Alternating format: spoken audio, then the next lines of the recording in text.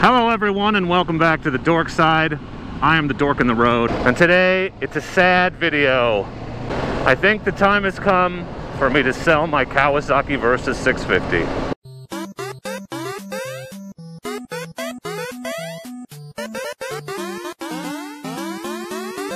That's right everyone, I am the Dork in the Road and I want to be your internet riding buddy. So please don't hesitate to hit that subscribe button and don't forget to turn on the notifications so that you know when I post awesome new content just like this. Unfortunately, that future content is unlikely to contain many more Kawasaki Versys 650 videos because I've arrived at a decision. It wasn't an easy decision to make and I've given it a lot of thought.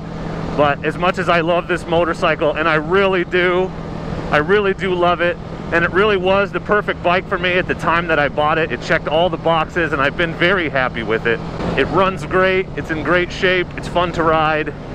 It's done everything I've asked of it, but I think it's time to move on to a new bike. And I just want to be very clear that this decision has nothing to do with the Versys being bad or not a good bike, or this Versys in particular being bad or not running well or anything being wrong with it. In fact, it's just because I think it's become obvious, especially if you're a fan of the channel and have seen the kind of content I've been making and the type of riding I've been doing, that it no longer fits my needs in the way that it did when I first got it. So I originally decided on this bike because I was looking for a few things. So I wanted decent performance, but really the number one factor for me was comfort, and comfort over long distances. And the riding position on this bike is very comfortable, high up off the ground. My knees are not super bent.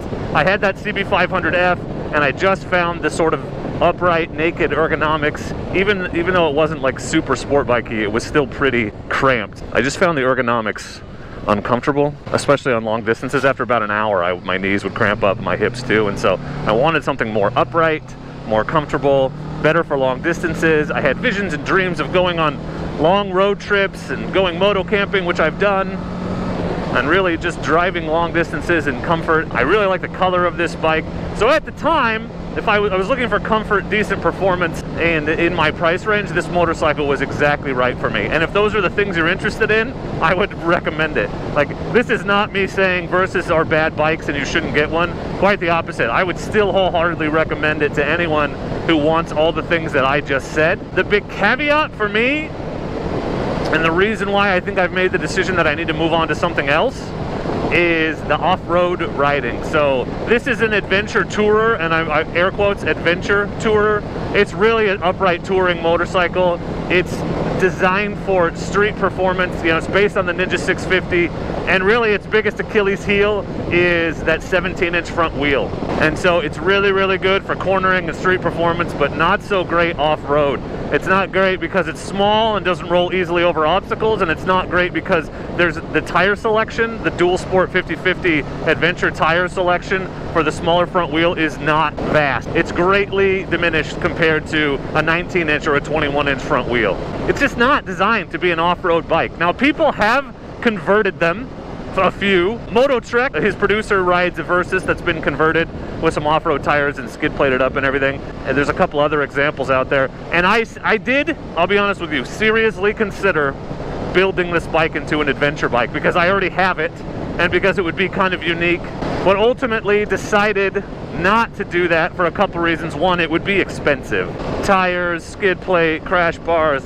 I have the cases at least, but sort of got hand guards. But those things add up very quickly, and it's a sad, unfortunate truth of used motorcycle buying. But you can buy bikes that have all those farkles, and it doesn't increase the value. So basically, I could get a comparably priced bike with all of that stuff if I'm patient and keep my eye out without paying for it.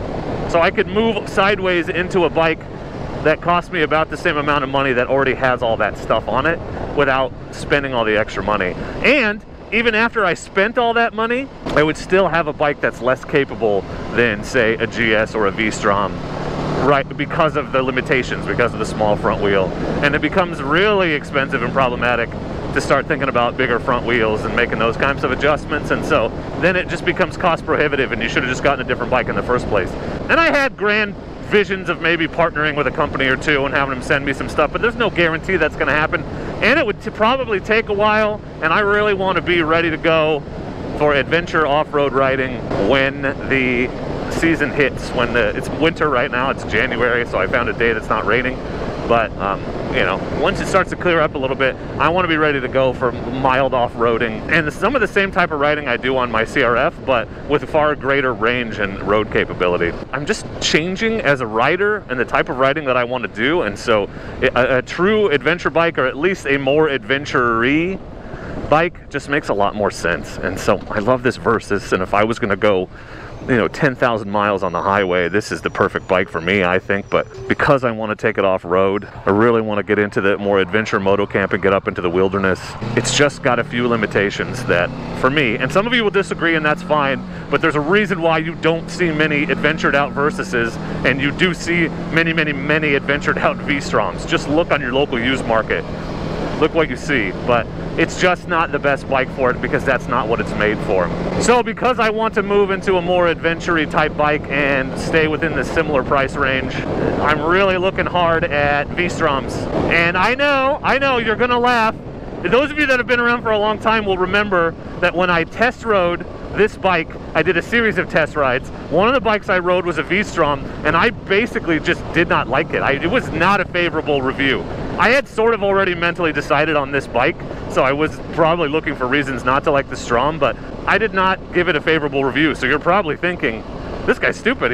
Now he wants to get into a bike that he hated. But the V-Strom didn't make sense for the rider that I was then, right? The street performance is diminished compared to this. It was less cool. I don't know. There's a lot of reasons.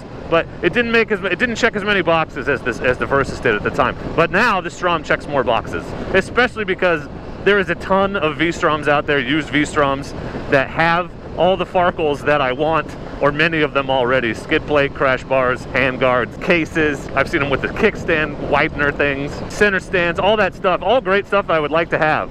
So I think I'm just going to be patient and try to find one that's reasonably low mileage with many of the Farkles I'm after. And I think that's really possible. So I'm going to keep my eye out for that.